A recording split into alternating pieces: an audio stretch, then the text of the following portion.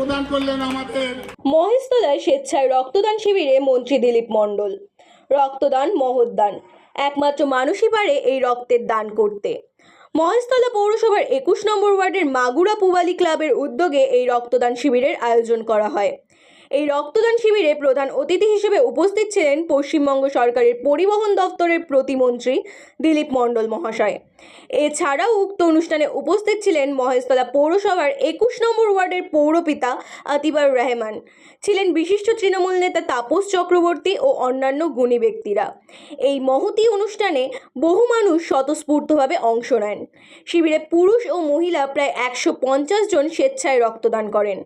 রক্তদাতাদের গোলাপ ফুল দিয়ে সংবর্ধনা জানালেন মন্ত্রী দিলীপ মণ্ডল।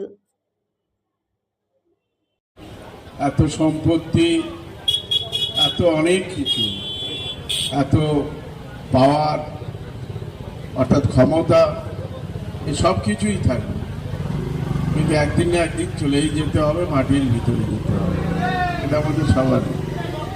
যার কারণে আবার কবি বলছে যে আজকের মূল্যে দুদিন পরে আর তো কেউ চিনবে না, যাদের জন্য করলা তুমি সে তো আর ভালোবাসবে না।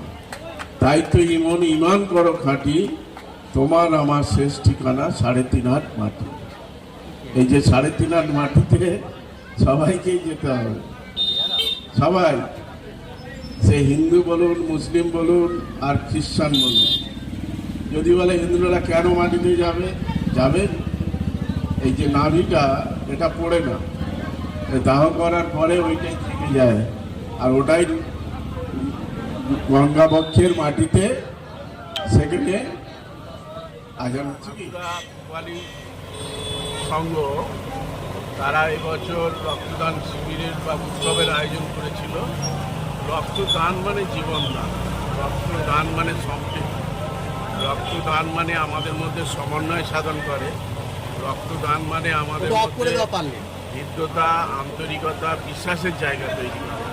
আর রক্তদানের মধ্য দিয়ে আমরা সংঘবদ্ধ হই, অর্থাৎ রক্তের মধ্য দিয়ে অনেক কিছু তাৎপর্য রয়েছে।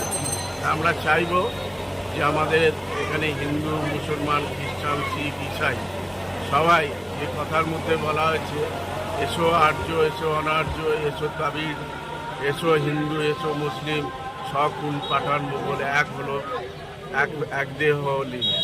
অর্থাৎ একটা দেহেই রক্ত, কে কার রক্ত যাচ্ছে, কোথায় যাচ্ছে কেউ জানে না, কিন্তু আমরা মানুষ, মানুষের রক্ত মানুষেরকেই দিতে হয়, তবে বিকল্প নেই।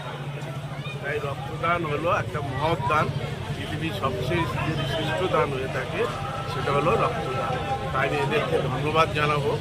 এই আমাদের মাগুরা পুবালি যে ক্লাব, তারা অনেক ত্যাগ স্বীকার করে, এই বিশেষ করে এখন তো এখনও গরম, এই গরমের সময় একটু রক্তের চাহিদা দেখা দেয়, সেই সময়টা তারা এই ধরনের আয়োজন করেছে। তাই তাদেরকেও ধন্যবাদ জানাবো।